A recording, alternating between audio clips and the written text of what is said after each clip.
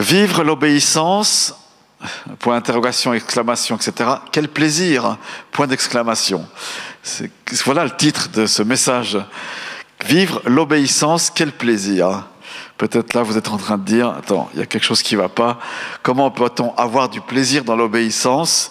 Il y a quelque chose qui ne joue pas. Et pourtant, on va un peu creuser ce thème-là en lien avec notre marche de tous les jours, notre marche chrétienne.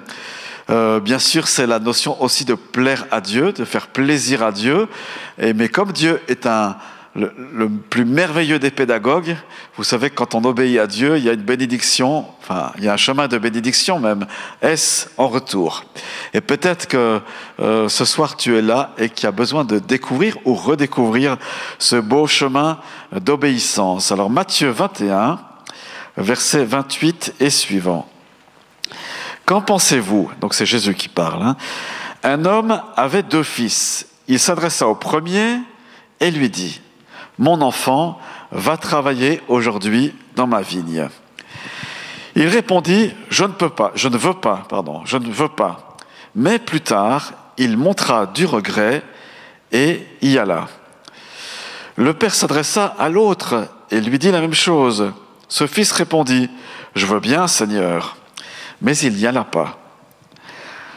31. Lequel des 2 a fait la volonté du Père? Ils répondirent: le premier.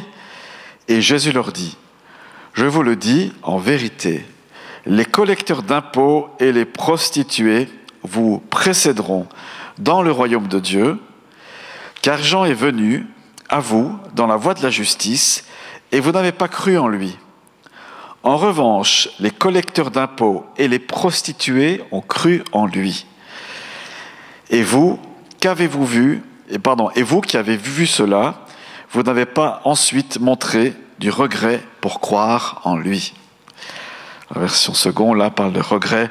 Il y a une notion c'est la notion de repentance qui est peut-être un peu plus que regret dans notre français, qui est dans le texte. Voilà une parabole que Jésus dit. Alors, comme tous les textes bibliques, vous regardez, quand vous lisez un texte, vous regardez ce qu'il y a avant puis ce qu'il y a après.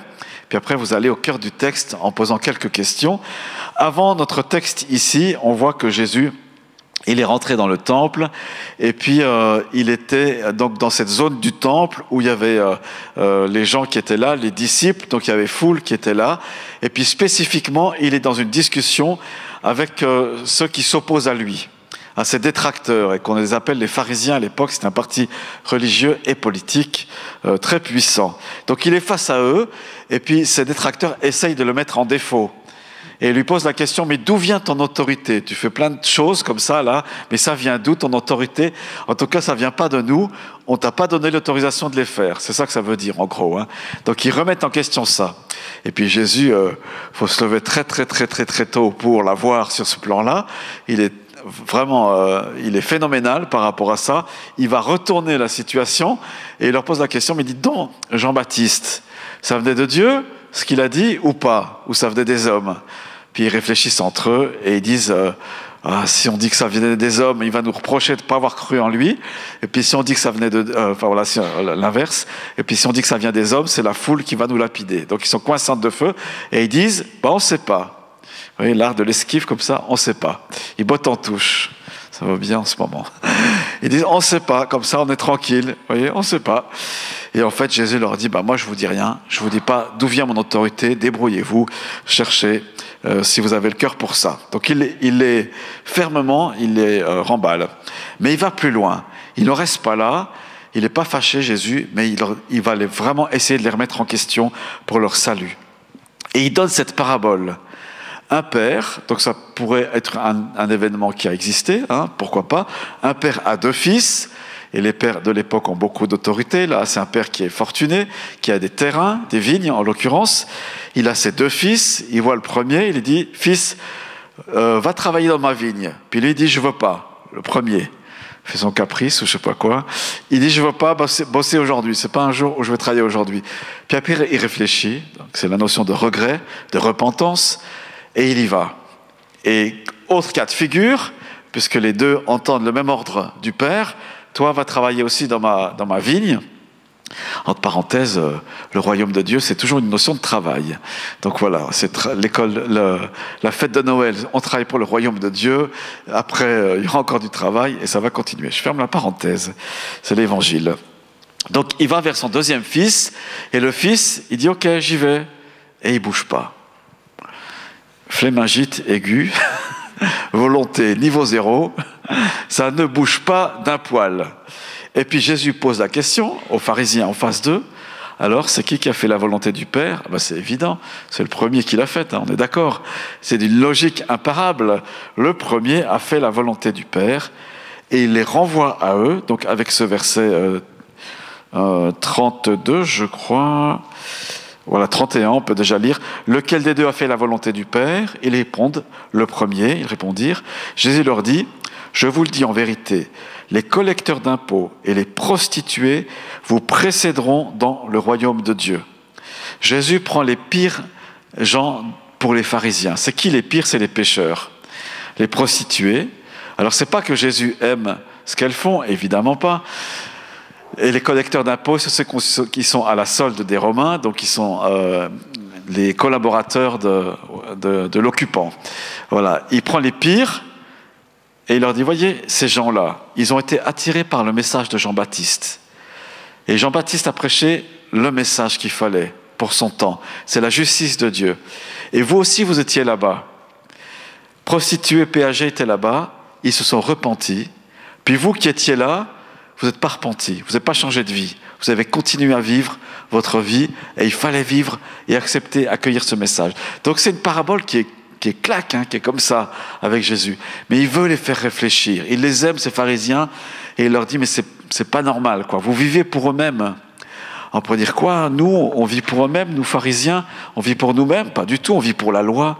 Oui, mais ils tournent la loi à leur avantage. Vous voyez, on met la loi en avant, et puis, voilà, on prend tout ce qui nous intéresse et ils vivent pour eux-mêmes. Et bien sûr, nous chrétiens, ça nous concerne ou pas par rapport à ça. Sommes-nous le premier fils, le deuxième fils, tantôt l'un, tantôt l'autre ? Bien sûr, ça chacun peut répondre. Moi, je pense que des fois, on est les deux en même temps. Des fois, on est un peu pas trop au clair sur notre obéissance devant Dieu. Mais on va développer un petit peu ça tout à l'heure. Alors le premier fils représente donc le groupe des pécheurs qui refusent d'obéir à Dieu dans un premier temps. La prostituée reste dans son jus, le péager refuse de restituer ce qu'il a volé, comme Zachée, etc. Ça c'est le premier groupe.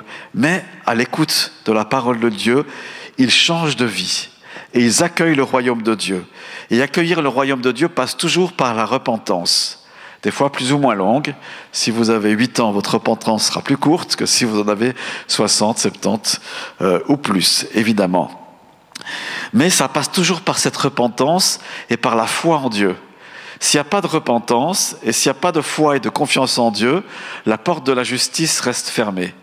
On ne peut pas dire « Ah, j'ai foi en Dieu », puis on ne se repent pas de ce péché. C'est immanquablement, il y a une obéissance qui passe par ce changement, par ces regrets profonds. Remarquez ici que le fils, sa repentance, elle est très courte. Il se décide à obéir à Dieu. Il n'est pas en train de confesser toute la ribambelle de péchés qu'il a fait depuis le début de sa vie.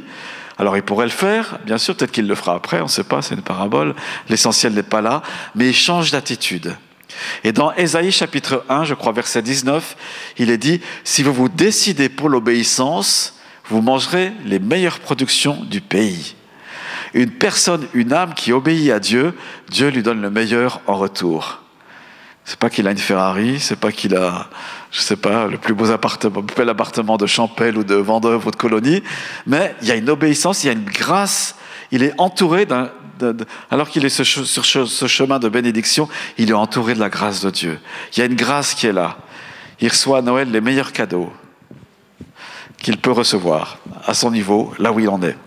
Donc voilà notre premier groupe. Et là-dedans, donc il y a ces prostituées, et puis il y a ces prostituées et ces péagers qui sont là-dedans. Le deuxième groupe, eh bien, ils entendent aussi Jean-Baptiste, mais ils ne se repentent pas. Ils entendent le message de la justice sans changer de vie. Prenez avec moi Matthieu chapitre 3, Et on va plonger directement, avec Jean-Baptiste, ça tombe bien, dans ce qui s'est passé à ce moment-là. Et on va voir les réactions de ces personnes-là, justement.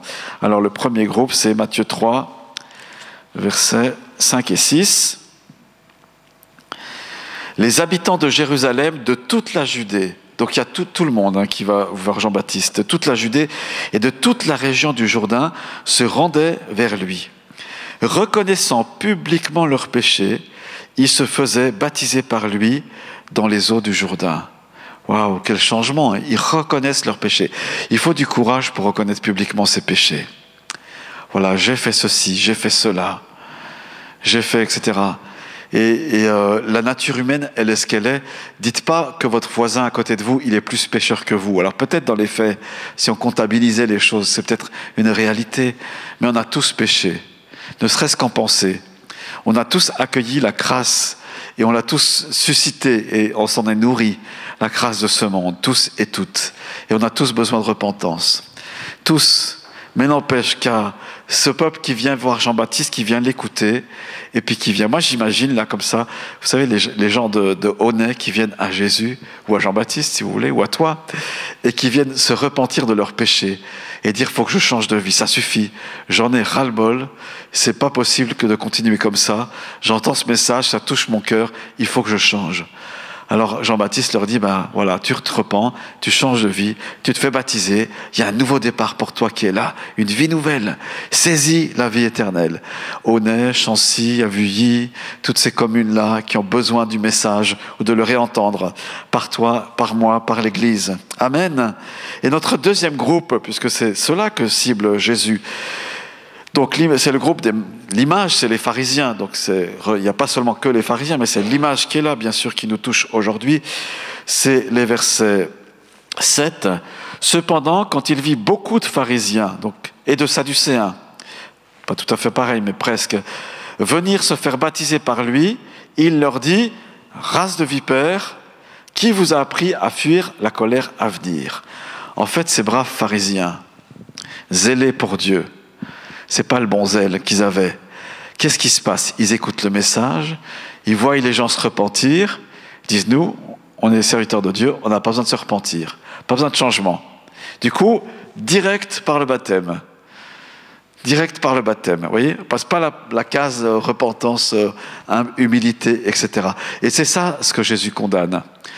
Jean-Baptiste, ici. Il leur dit, race de vipères, qui vous a appris à fuir la colère à venir? Il y a le jugement qui arrive et vous avez trouvé le moyen d'éviter plus ou moins le jugement, comme ça.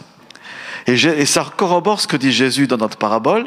Il dit aux pharisiens, les prostituées et les pagés vont vous devancer dans le royaume de Dieu. Ok, peut-être que vous serez sauvés, peut-être que le salut va toucher votre cœur, mais vous ne serez pas les premiers, les amis. Qui va vous devancer? Ceux que vous haïssez. Ah, la rogne des pharisiens, quand ils entendent ça. Ah non, pas eux, Seigneur, tu ne vas pas les sauver.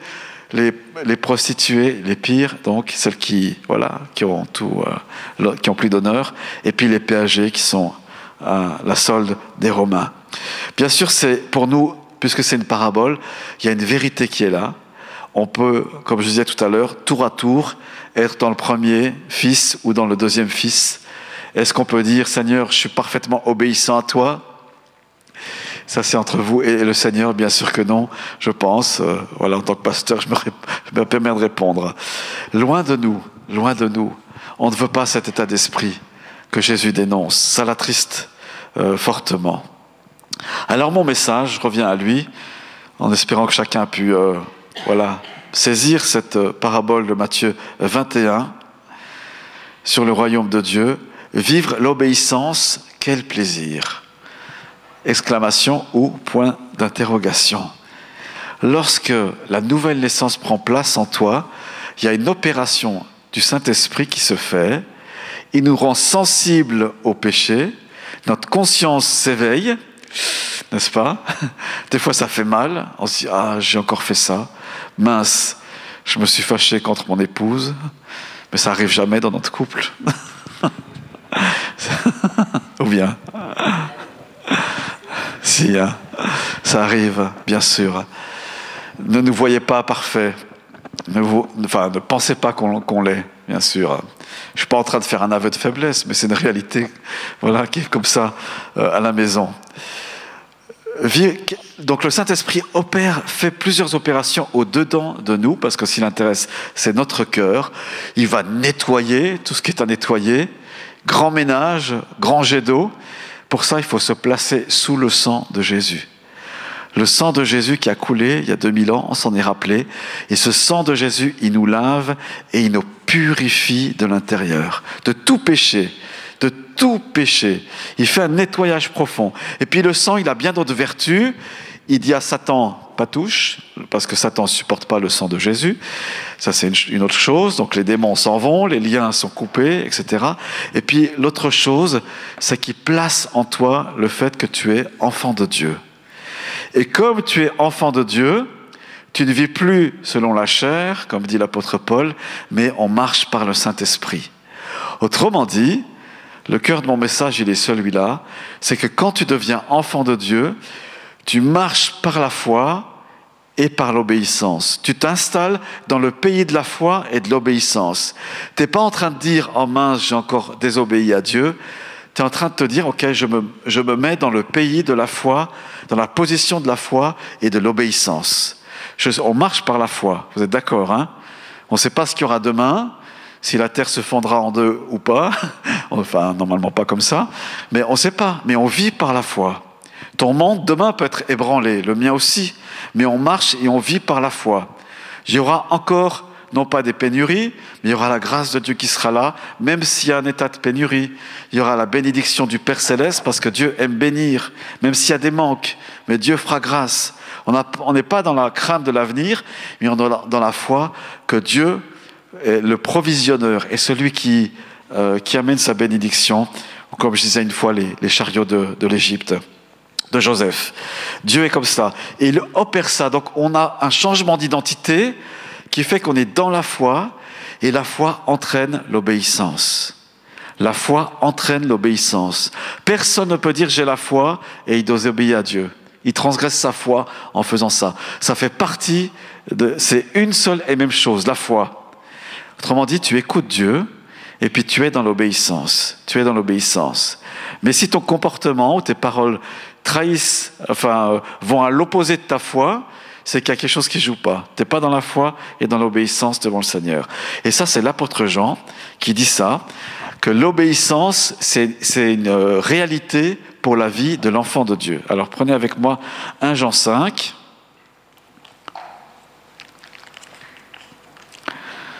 Donc tu es transporté dans le pays de la foi et de l'obéissance en tant qu'enfant de Dieu. 1 Jean 5, verset, je crois que c'est 3 et suivant.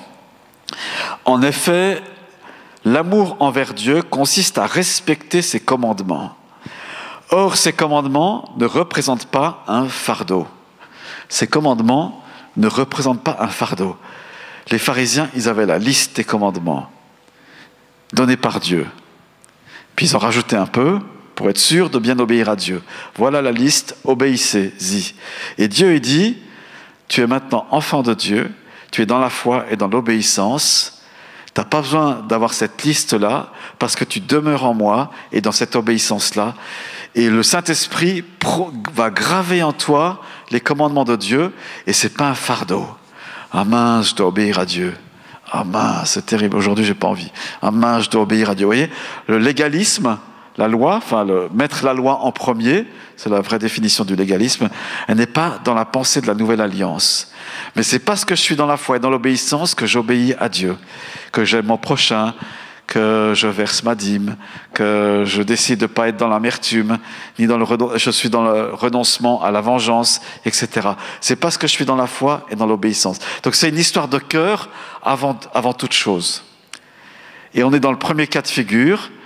On n'a peut-être pas obéi à Dieu depuis le début de notre vie, mais maintenant on entend l'appel de Jésus, viens dans ma vigne, et puis on est dans l'obéissance.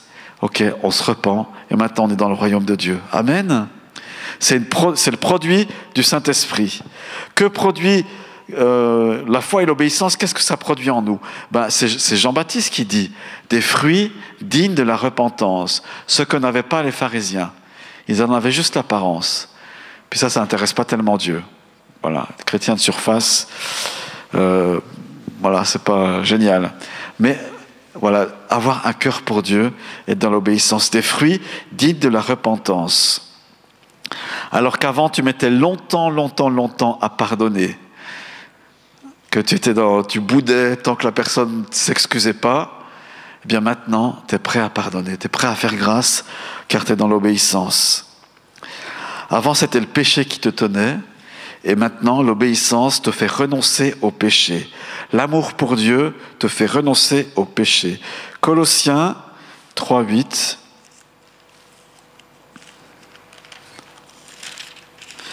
Chapitre 3, c'est du costaud. Mais maintenant, renoncez à tout cela, à la colère, à la fureur, à la méchanceté, à la calomnie, aux grossièretés qui pourraient sortir de votre bouche. Comment, chrétien, vous dites encore des gros mots? Oui, c'est que mon obéissance n'est pas rendue parfaite, mais je suis en bonne voie. Mais maintenant, il y a un maintenant de Dieu qui nous pousse à renoncer à tout cela. Il y a un renoncement qui est là. En fait, la vie chrétienne, elle est assez simple, dans le sens qu'il faut écouter Dieu. Et écouter, ça veut dire obéir, marcher par la foi, être dans cette belle obéissance. J'obéis à la voix de mon Seigneur par plaisir. Et naturellement, ou surnaturellement bien sûr, on va renoncer grâce au Saint-Esprit, colère, fureur, méchanceté, calomnie, grossièreté qui pourraient sortir de votre bouche. Alors comment ça se passe? Il y a un prix à payer. Parce que le renoncement, il y a toujours un prix. Et dans l'obéissance, il y a un sacrifice. Anne, tout à l'heure, le disait pour la louange. Quand on apporte notre louange à Dieu, quand on n'a pas envie, c'est un sacrifice. Forcément, l'obéissance, il y a un sacrifice. Et Jésus nous a montré la voie, lui qui a été obéissant jusqu'à la mort de la croix pour nous. Donc il ne faut pas penser qu'on ne va pas souffrir en renonçant au péché, mais il faut penser qu'il y a une vie de renoncement, mais ça honore Dieu et c'est un plaisir qu'on se fait à soi-même. Parce que le péché fait du tort. La colère, à qui elle fait du tort? À ton entourage, certainement, bien sûr, à mon entourage. Mais aussi, elle fait du tort à moi-même parce qu'elle me bouffe de l'intérieur, comme on dit. C'est l'expression. Elle ronge de l'intérieur, comme ça, la colère. Mais quand tu es dans la paix, la communion avec Jésus, le renoncement, il est là. Ok, je laisse cette colère. Je lâche l'affaire et je laisse le Saint-Esprit qui est paix gagner mon cœur. Et en fait, la récompense, elle est là, parce que la vie d'obéissance dans la foi, elle est là, c'est qu'il y a une récompense qui est immédiate, c'est d'avoir la paix, c'est d'avoir la grâce d'être dans cette plénitude de l'Esprit Saint, de ne pas se laisser manger dans notre foi par les choses de ce monde qui sont liées au péché. Et il y a une satisfaction en Dieu qui est extraordinaire. Il y a un degré de grâce et de satisfaction, comme quand vous mangez, je ne sais pas ce que c'est votre meilleur plat. Je ne sais pas, on a tous des désirs par rapport à la cuisine, comme ça. C'est quoi votre meilleur plat? Le meilleur des meilleurs? C'est ce que vous dites, à Genève, à Noël, j'aimerais bien manger ça cette année. Karine, tu as levé la main? C'est quoi ton meilleur? Le truc que tu aimes par-dessus tout? C'est quoi? Faudra que tu nous en fasses alors, si t'aimes ça. Non mais, moi j'aime bien les plats qui sont mijotés, quoi. Les trucs qui cuisent des heures comme ça. Ça remplit toute la maison d'une odeur fabuleuse.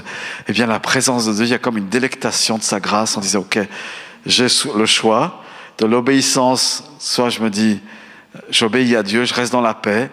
Ou alors j'en veux à mon patron. Ok, je refuse ça. La haine, je lâche l'affaire, je suis chrétien maintenant et je me délecte du meilleur plat que Dieu m'offre. C'est tout le sens du psaume 23 qui dit « Tu dresses une table en face de mes adversaires. » Mes adversaires, ils n'ont pas accès à la table à laquelle moi j'ai accès.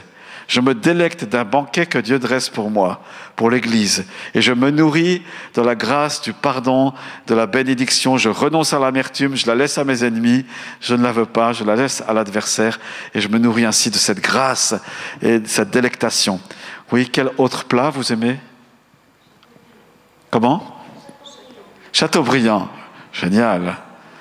C'est la grosse pièce de bœuf, là, avec le maître d'hôtel qui arrive, qui fait brûler devant toi.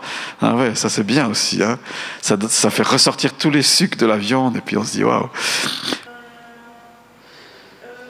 L'obéissance. Exactement. Ouais, merci Carole. Exactement. L'obéissance vaut mieux que les sacrifices. Très bien. Ça rejoint aussi l'idée par rapport aux pharisiens et l'image qu'ils en donnent. Tout à fait. Bon, il y avait quelqu'un qui voulait dire son meilleur plat. Oui. Les cardons. Ah, les cardons. C'est tout près. Ouais. Les gratins de cardons. Voilà. Mais personne n'a dit fast-food, c'est très bien. Mais l'idée, vous la saisissez, c'est de dire oui, il y a un plat qui est meilleur, qui m'est proposé par Dieu, un plat de plénitude qui donne une satisfaction, qui donne une satiété spirituelle. Et ce qui est étonnant, et j'aime beaucoup Jean pour ça, c'est qu'il va dire que le commandement de Dieu, il n'est pas un fardeau, il n'est pas pénible. Il n'y a pas cette notion de pénibilité dans l'obéissance à Christ. Il y a quelque chose que Dieu enlève. C'est une opposition apparemment. On pourrait dire l'obéissance du règlement, il faut. Alors qu'en Christ, donc on est dans une position de foi qui entraîne l'obéissance, renoncement, et qui donne ainsi une plénitude extraordinaire. Peut-être c'est pour ça, enfin peut-être, oui. Je pense qu'il y avait un peu de ça quand on lit la vie de certains chrétiens, les premiers chrétiens qu'on appelle les martyrs, où il y avait comme une plénitude, même s'il y avait souffrance terrible, il y avait une plénitude en Dieu qu'ils ont réussi à découvrir, à trouver dans une communion comme Étienne, dans Actes chapitre 7, je crois. Renoncement au péché. Bien sûr, dans ce désir d'obéissance, il y a forcément notre volonté qui entre en jeu. Et dans le psaume 51, c'est un cri que David adresse à Dieu, alors qu'il réalise vraiment l'erreur qu'il a commise, meurtre, adultère, il a désobéi à Dieu. Donc le psaume 51, verset 12. Voilà cette prière que vous et moi on peut faire, qui parle de la volonté. 51, 12, 14. On peut même la faire ensemble. Non, c'est pas... Oui, c'est ça. Détourne ton regard de mes péchés. Verset 11. Efface toutes mes fautes. Ô Dieu, crée en moi un cœur pur. Renouvelle en moi un esprit bien disposé. Ne me rejette pas loin de toi. Ne me retire pas ton Esprit Saint. Rends-moi la joie de ton salut et qu'un esprit de bonne volonté me soutienne. Seigneur, je ne veux plus pécher, j'ai besoin d'un esprit de bonne volonté. On peut relire et prier ensemble ce dernier verset. Rends-moi la joie de ton salut. Allons-y ensemble. Rends-moi la joie de ton salut et qu'un esprit de bonne volonté me soutienne. Et qu'un esprit de bonne volonté me soutienne. Ça, c'est le renoncement, c'est la fermeté aussi. Et le Saint-Esprit aime à se lier à notre volonté pour qu'on soit ferme par rapport à cela. Quelle est la récompense? Eh bien, il y a cette immédiateté de la plénitude de Dieu, de cette présence de Dieu. C'est comme l'huile la meilleure qui coule sur ta tête alors que tu es dans l'obéissance. Il y a un environnement de la grâce de Dieu qui est excellente, qui est plus excellente. C'est pas que Dieu ne t'aime pas ou t'aime plus ou moins, c'est pas la question, mais il y a comme un chemin de bénédiction qui s'ouvre devant toi. Il y a cette plénitude de la grâce du Saint-Esprit. Et puis, on se souvient peut-être que dans le livre de l'Apocalypse, je ne sais plus quel chapitre, il est dit que dans la nouvelle Jérusalem, qu'est-ce qu'il n'y aura plus? Il n'y aura plus de menteurs, il n'y aura plus de débauchés, il n'y aura plus, il y a une liste de pécheurs qui est là, de péchés qui sont mentionnés. Et dans le paradis de Dieu à venir, il n'y aura plus tout ça. Et si on est sincère, on voit que dans cette liste, tous, on a été plus ou moins acteurs de ces péchés-là. Si je pense à la débauche, moi, dans mes pensées, j'ai vécu de la débauche. Et voilà. Et tous, on est plus ou moins marqués par cette liste. Alors, qu'est-ce qu'il faut faire? Il n'y aura plus personne au ciel. Pourtant, Dieu va accueillir ses enfants. Alors, il y aura la purification, bien sûr, qui est là. Le sang précieux de Jésus-Christ. Ce que David n'avait pas. Il dit, purifie-moi, lave-moi. Littéralement, mets-moi dans la machine à laver. Mets-moi pas la machine à laver, mais l'essorage, quoi, comme la lingère qui lave son linge. Je ne sais pas si on disait lingère, lavandière, je ne sais plus. à l'époque, il lavait son linge à la fontaine et qui frappait le linge. Eh bien, c'est ce que David dit dans ce texte, et c'est le pouvoir du sang de Jésus que lui ne pouvait pas avoir à cette époque-là. Lave-moi, Seigneur, de l'intérieur, purifie-moi, fais de l'intérieur ce beau nettoyage que toi seul peux faire.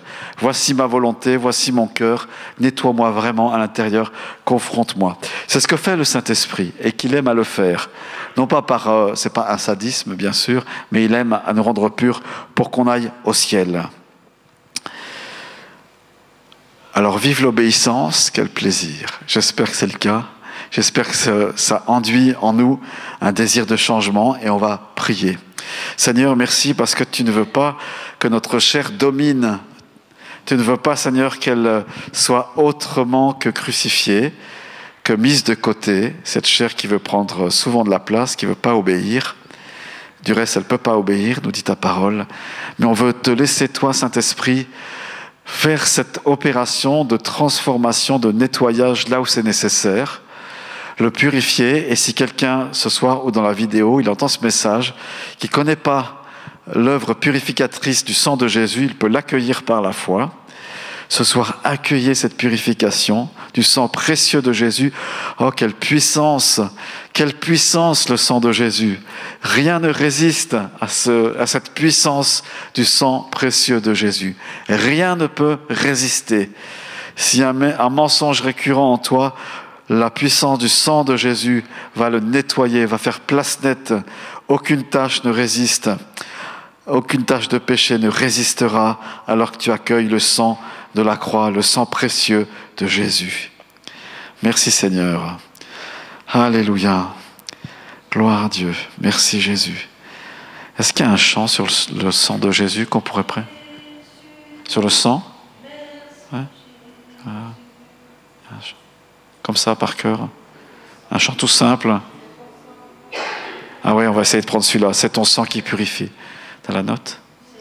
Sang purifie, c'est ton sang qui donne la vie, c'est ton sang qui a coulé, oui ton sang précieux m'a racheté,